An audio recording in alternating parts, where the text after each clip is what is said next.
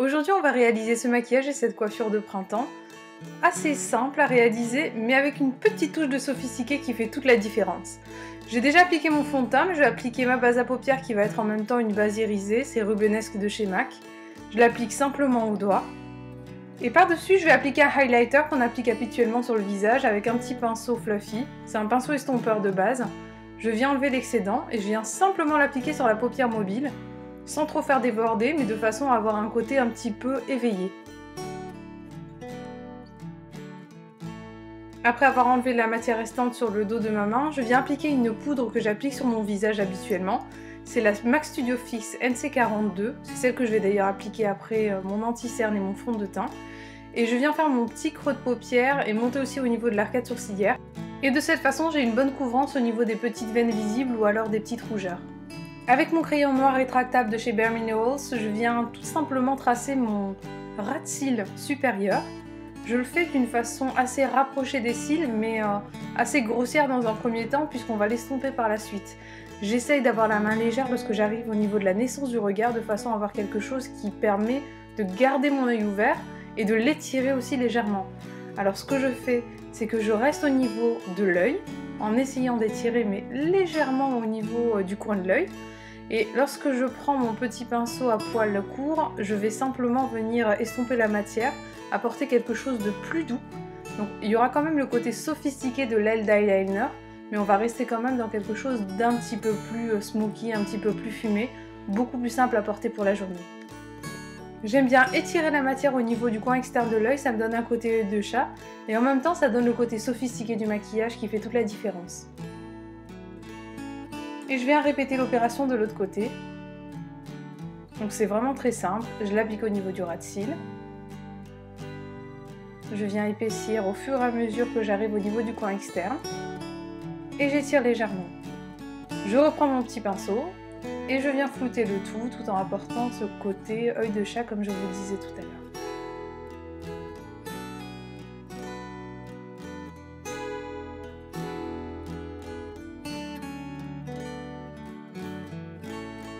Je vais ensuite venir appliquer une petite touche supplémentaire de crayon au niveau du ras de cils et surtout de la muqueuse inférieure et supérieure de façon à avoir quelque chose d'encore plus intense. Et pour conserver le côté smoky tout en marquant le côté ras de cils, j'ajoute un petit peu plus de matière vraiment à l'intérieur de mes cils. Je passe au niveau du ras de cils et entre mes cils également. Pour apporter une finition au make-up, je reprends mon petit pinceau à poil court et je vais venir faire mon ras de cils inférieur de façon à donner un petit côté smoky en bas également. Et je vais pouvoir ajouter ma petite touche finale de mascara avec le mascara rouge dont je vous ai déjà parlé 1 million de fois, R-O-U-G-J. Et c'est ce super mascara qui me fait des cils de biche que j'adore. Alors je l'applique des deux côtés en couche épaisse.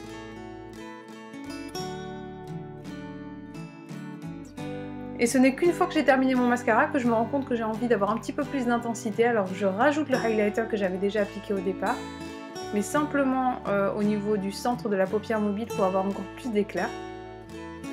Et on peut passer au teint. Alors j'applique l'effaceur yeux anti-âge teinte beige rosé au niveau de mon dessous de l'œil tout simplement. Donc je l'applique un petit peu en V.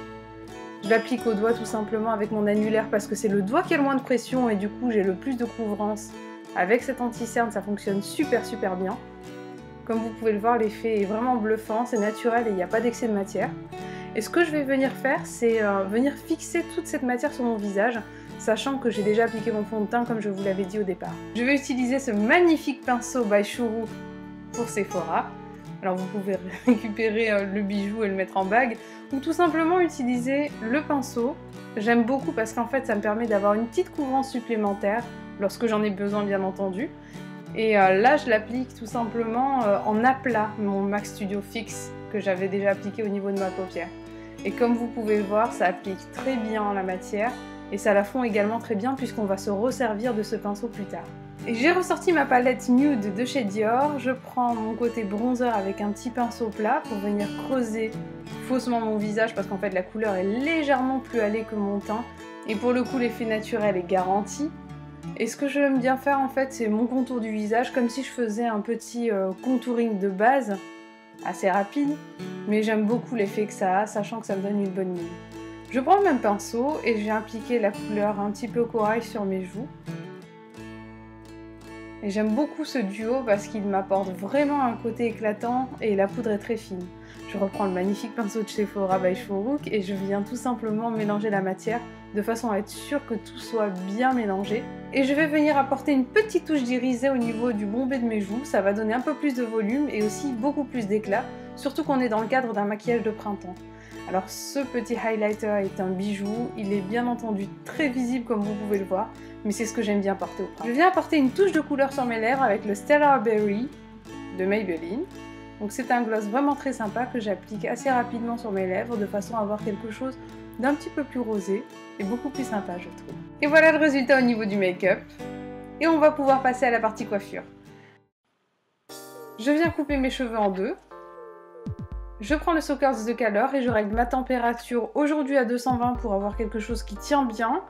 Mon temps de pose de boucle à 8 secondes et j'ai décidé de le mettre encore une fois en aléatoire de façon à ce que les boucles aillent dans tous les sens.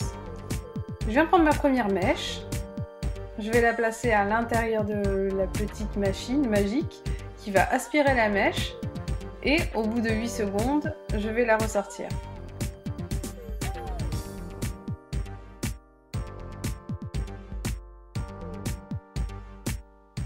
Et comme vous pouvez le voir, l'ondulation est vraiment très naturelle et très sympa. Je vais faire la même chose pour toutes les mèches du bas au niveau de ma nuque. Donc je vais prendre, ça dure 8 secondes. Et dès que c'est terminé, j'ai une jolie petite mèche ondulée.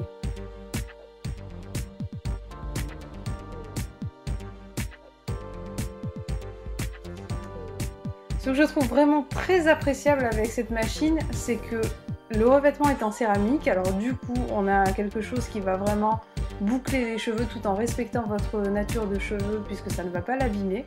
Vous aurez des cheveux beaucoup plus brillants et en même temps j'avoue que le côté je ne me brûle pas et je n'ai pas besoin de me regarder dans un miroir pour faire une boucle forcément bien comme je pourrais faire avec un fer à boucler, c'est assez pratique.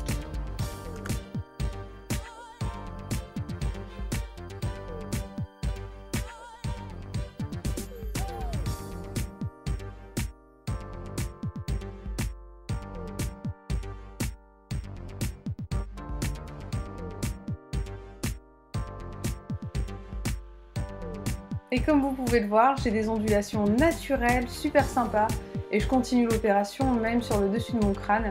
Et ce qui est vraiment super agréable aussi, c'est que la machine peut se tourner dans tous les sens puisque le cordon est rotatif. Donc de ce côté-là, vous pouvez faire vos petites boucles tranquillement devant la télé, attendre que ça se fasse et surtout ne pas avoir à réfléchir sur le sens de la boucle et l'allure que ça va avoir au niveau de votre dextérité ou de votre absence de dextérité d'ailleurs.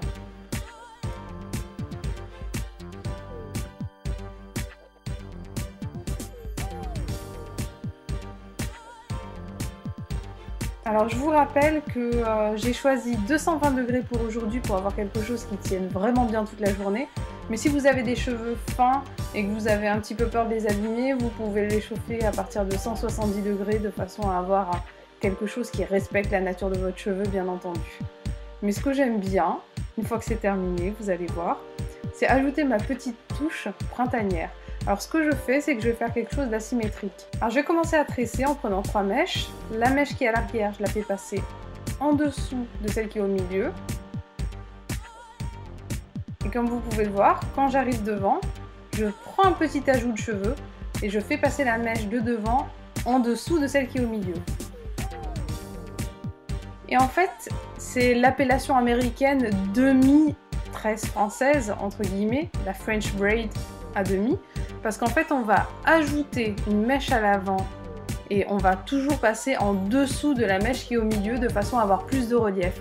Si je plaçais ma mèche au-dessus, j'aurais une tresse beaucoup moins visible et c'est pas du tout ce que je veux. Donc je prends mon ajout de mèche, je passe en dessous de celle du milieu et celle qui est au niveau le plus éloigné de mon crâne passe en dessous également de celle du milieu.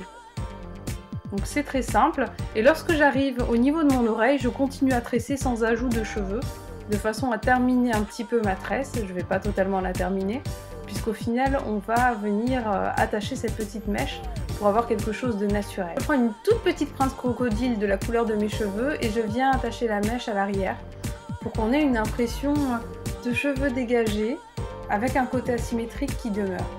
Pour ma mèche de devant, ce que j'aime bien faire, vous l'avez certainement vu, c'est que je prends ma longue mèche, je prends une mèche à l'arrière et je viens les enrouler de façon à avoir en fait un effet mèche qui part à l'arrière naturellement, alors qu'en fait pas du tout. Et au final, je trouve que c'est une coiffure qui se marie vraiment très bien avec ce type de boucles qui sont des ondulations très naturelles et on a quelque chose de très printanier, très simple à réaliser et très naturel en même temps. Voilà ce que ça donne au niveau des cheveux d'un point de vue global.